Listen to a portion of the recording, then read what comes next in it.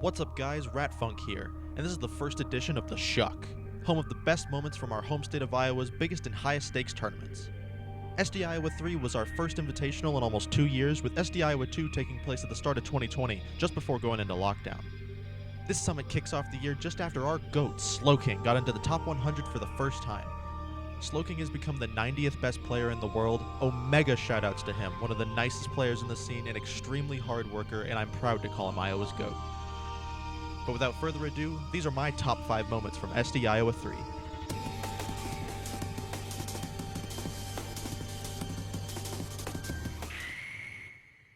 Nothing like a bit of doubles to start off these highlights.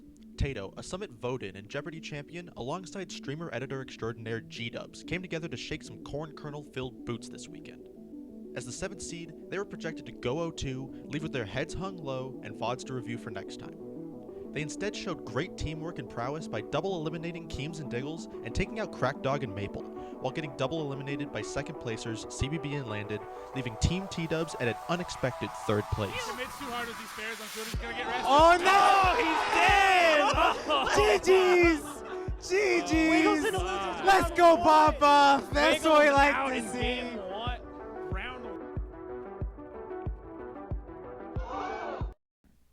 Crackdock may make Iowa Melee history to be the first Peach since Rookie Cookie in the summer of 2018 to be on the main PR. Qualifying into this event, expectations weren't very high for Crackdock, being seeded 13th. It wasn't expected he would bring too much to the table, but he would shock everyone by defeating Maple in an off-stream Game 5 and Tienda in an on-stream 3-0.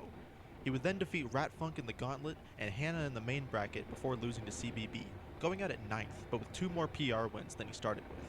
Back and pull turnips no matter what's happening. Ooh. It's a bluff. That's it. It. That is it. That's a 30%. 3 O's, John. Okay, this is just my own personal theory, but Landon and the Fury are each other's yin and yang. They complete each other. Both have had a reign at number 2 in the state, both of them play Marth, and when they collide in bracket, it is the closest Marthito I have ever seen in my entire life, every single time. Starting off round robin pools with a bang, Game 5 last stock versus each other, with the Fury coming out on top. Both Marths swung at and struck down the rest of their pool in a dominant fashion. In the main bracket, they both started in winners. Landon took out CBB and the Fury knocked out Keems, both in a 3-1 fashion. Then they both lost to the players who would end up in grands. Then each of them took one more win. Landon took CBB again, while the Fury took card, before colliding into each other for yet another Game 5 last stock situation, but with Landon coming out on top this time. Landon would then lose to the man who knocked out the Fury in winners, but we'll touch more on him later. The Fury came out of this tournament at 4th, while Landon took 3rd, showing just how evenly matched these two sorties are. Oh! They put, Mitch, that is a wrap. Congratulations. Good stuff. That's a fist bump for that? That was it? They didn't hug or anything? They didn't kiss? Losers.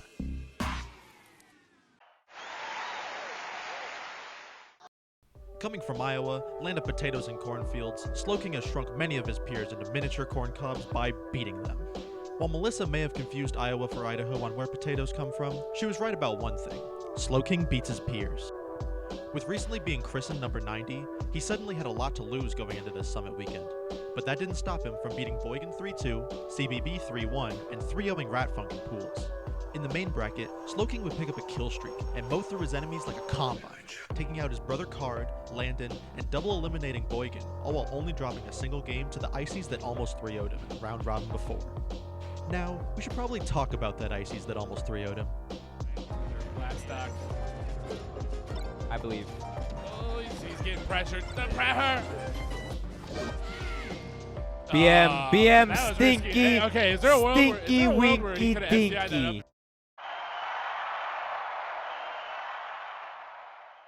After getting 3rd in his round robin pool, many would be quick to count Boygan out for making as big of a comeback as he did. I mean, he got reverse 3-0'd by Slowking, turned into a mini corn cob, and then got straight up 3-0'd by CBB.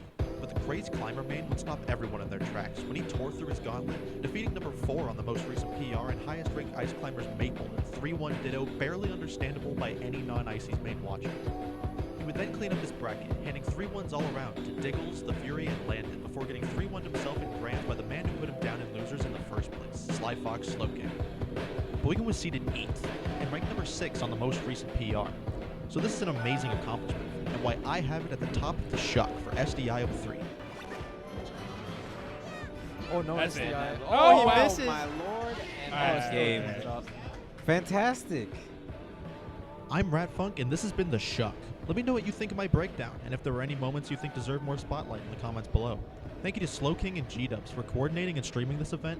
Shoutouts to Slowking again, and Dysfunctional for working on the Iowa Melee Jeopardy board with me, which you can find in the description below.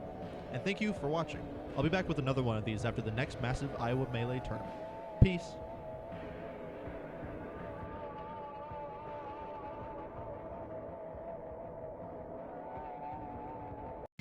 Jonathan Tienda fucked my bitch.